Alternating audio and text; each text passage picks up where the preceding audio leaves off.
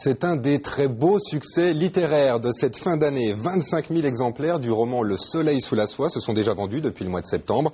Et son auteur, le Lorrain Éric Marchal, nous fait le plaisir d'être avec nous en plateau ce midi. Bonjour. Bonjour. Merci d'être là. Donc vous vous attendiez à un tel succès au moment où vous avez écrit ce roman, qui n'est que votre deuxième roman d'ailleurs. Hein. Oui, c'est ça. Le premier, c'était une suite. Il y en avait deux, mais deux tomes. Non, en fait, c'est vrai que quand on écrit, on ne s'attend pas à ça. On est comme quelqu'un qui est en train de faire un puzzle et qui le fait pièce par pièce.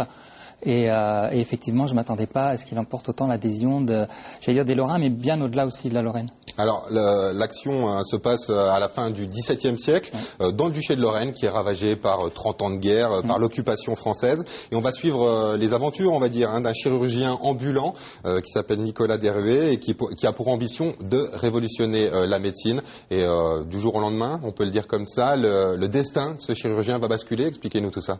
Son destin va basculer parce qu'à la suite d'une opération qui a mal tourné, il est obligé de s'exiler dans les armées lorraines qui sont en guerre contre les Ottomans dans l'Europe de l'Est, en Hongrie.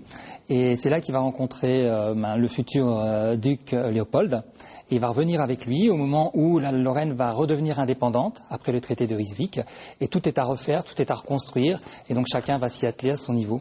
Alors c'est une fresque historique remarquable qui est vraiment saluée par la critique. Certains critiques qui désignent même votre livre comme le roman historique de la décennie. Vous avez fait des recherches phénoménales, titanesques pour préparer ce livre-là. Vous me disiez plus de 5 mois et demi de documentation, c'est ça? J'ai commencé par la documentation, tout simplement parce que moi je suis pas historien, donc c'est une période, pourtant étant lorrain, que je connais peu.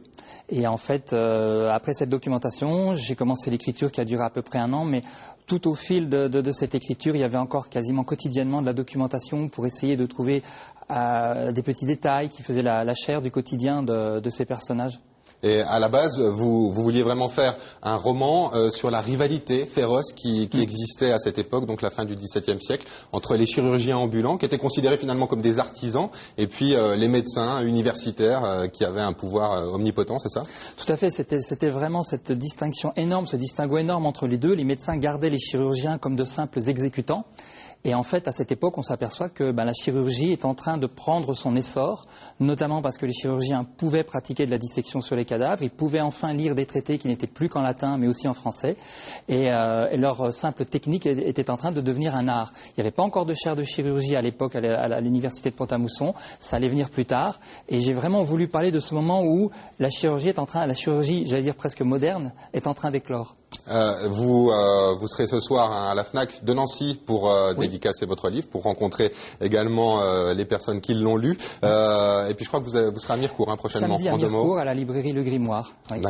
D'accord. Écoutez, merci beaucoup, Éric Marchal. Merci. Et puis bonne continuation pour votre prochain livre. Je crois que vous êtes déjà sur un autre projet. On vous recevra pour en parler, j'imagine. Restez avec nous, le 12-13 continue.